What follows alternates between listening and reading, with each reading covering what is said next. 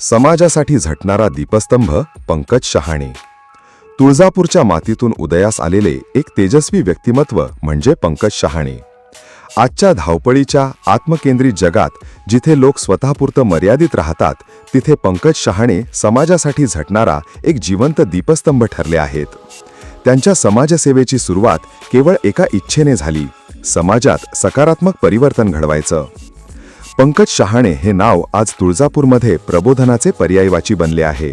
शिक्षण, आरोग्य, व्यसनमुक्ती, पर्यावरण संवर्धन यासारख्या अनेक विषयांवर ते लोकांमध्ये जागरूकता निर्माण करत असतात.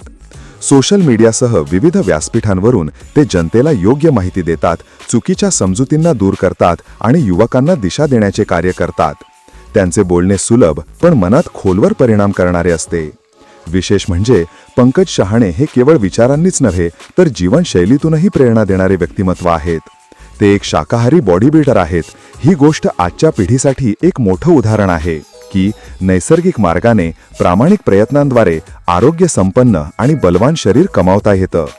पंकज शहाणे यांचं शरीर हे केवळ शक्तीचं प्रतीक नाही तर संयम, शिस्त आणि सकारात्मकतेचं प्रतीक आहे. ते व्यायामशाळेत घाम गाळतात, पण तेवढंच समाजातही ते सतत सकारात्मकतेचे बीज पेरतात.